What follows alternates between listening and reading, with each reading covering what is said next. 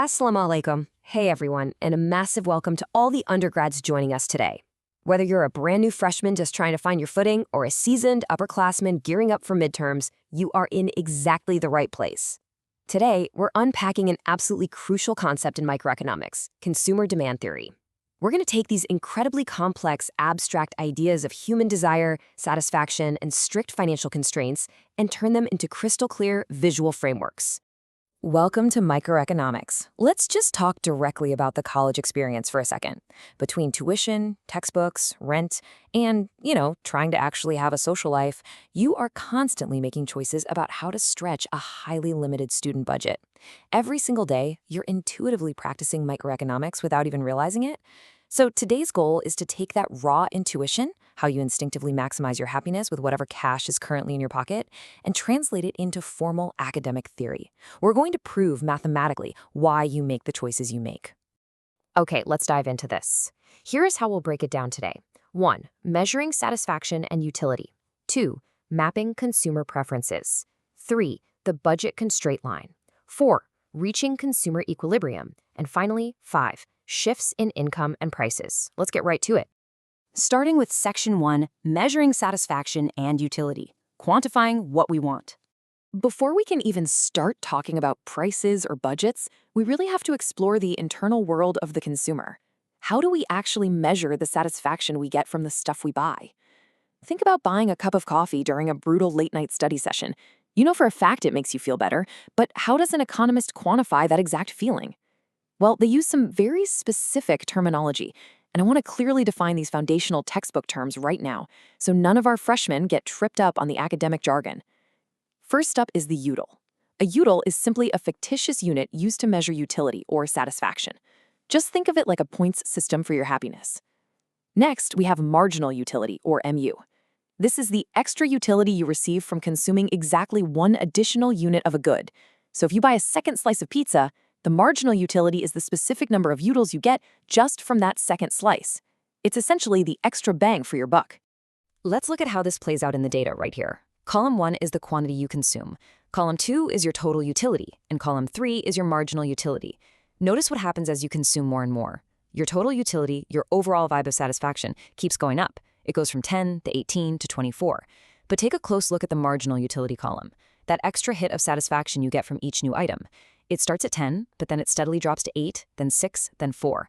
So the absolute crucial takeaway here is that while having more stuff might increase your total happiness, the added joy of each new item is constantly shrinking. And this brilliantly illustrates how that exact raw data translates directly into visual curves. The top graph shows total utility climbing up like a hill, but notice right at 6 units, it completely flattens out, and at 7 units, it actually dips down. Now look straight below at the marginal utility curve. It's sloping straight downward the entire time. Right when you consume that 6th unit, your marginal utility hits absolute zero. We call this the saturation point. This is the exact moment where extra consumption literally brings zero added joy. In fact, eating that 7th slice of pizza makes your marginal utility negative. You are actually losing satisfaction because, let's be real, you're way too full. Moving on to Section 2, Mapping Consumer Preferences, the indifference curve. So, now that we understand how to measure utility for just one item, how do economists handle the real world where you're constantly choosing between a bunch of different items? Let's see how this builds visually. Here, we've got the quantity of commodity X on the horizontal axis and commodity Y on the vertical. Look at indifference curve I. Every single point on this specific curve, whether you're at point C, D, or F, gives you, the consumer, the exact same level of total satisfaction.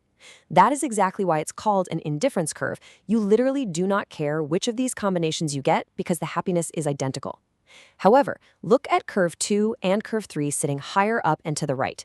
Jumping to a higher curve means greater overall happiness because it means you're consuming more goods. As a consumer, your ultimate goal is always to climb to the highest curve possible. All right, Section 3, the budget constraint line, the external reality. Now here is where we hit a wall. We have to shift our focus away from what you internally desire and confront the strict external financial reality of what you can actually afford. This is what you want on the left, and this is what you can actually afford on the right. On the left, we've got those endless, dreamy possibilities of satisfaction with our indifference curves. But on the right, we have a rigid, straight line. That is the budget constraint line. It shows every single combination of goods X and Y that you can purchase if you spend all of your given income at the current market prices. Any combination inside or right on that straight line, financially possible. Anything outside of it, hovering above and to the right, mathematically impossible with your current budget. Which brings us to the climax in Section 4, reaching consumer equilibrium, the perfect harmony. It is time to bring the whole shebang together. We're going to take your infinite desires and smash them right into your rigid financial reality to find the ultimate sweet spot, the consumer equilibrium. To hit this perfect harmony, a rational consumer has to satisfy two specific mathematical conditions. First, the marginal utility of good X divided by the price of X must equal the marginal utility of good Y divided by the price of Y. Let's unpack the why behind the math here, because it's actually super intuitive. This equation simply means that the satisfaction you get from the very last dollar spent on commodity X is exactly equal to the satisfaction from the last dollar spent on commodity Y. You have perfectly balanced your happiness per dollar. The second condition is just that your total spending on X plus your total spending on Y must equal M, your total income. Basically, you're maxing out your happiness while spending your exact budget. Now, what is really interesting about this is seeing how those two equations come to life right on the graph. We literally overlay the rigid budget line onto our map of indifference curves. Look closely at point E. At this exact point, the straight budget line perfectly kisses, or is entirely tangent to, indifference curve II. Sure, you can afford points N and R down on curve I, but why in the world would you settle for less satisfaction? You'd absolutely love to reach curve 3, but your budget line just doesn't stretch that far. Point E is the absolute highest level of satisfaction you can physically afford. The slope of the budget line exactly equals the slope of the indifference curve. That tangency point, that is your optimal consumer equilibrium. And finally, Section 5, shifts in income and prices. The real world changes.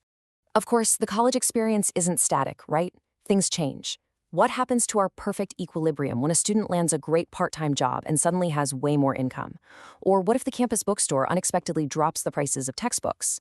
First, let's look at a change in money income while prices stay completely flat. If your income jumps from $6 to $10 to $14, your budget line shifts outward, completely parallel to itself. And as it shifts, it hits higher and higher indifference curves, creating brand new equilibrium points, F, E, and S.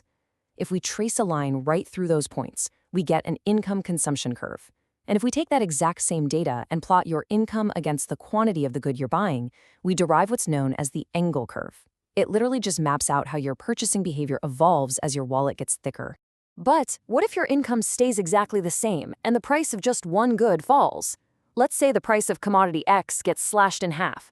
Your budget line doesn't just shift, it rotates outward along the X-axis because suddenly those exact same dollars can buy way more of commodity X. So you hit a brand new equilibrium point, moving from E to T. Because the price fell, the quantity of X you consume naturally goes way up. By taking those specific equilibrium points and plotting the price of X against the quantity of X, we literally generate the classic downward sloping demand curve that you've been staring at since day one of economics. We have just proven exactly why demand curves slope downward using nothing but utility and budget constraints. How cool is that? We have covered an immense amount of ground today, from fictitious utils all the way to mathematically deriving the demand curve. But I want to leave you with one final thought to really challenge your understanding. We've been talking entirely about money budgets, but as college students, what is your other most painfully limited resource? Time. How did time constraints change this entire equation? If you actually think of time as a scarce economic good with its very own budget constraint, how does that completely alter your personal equilibrium?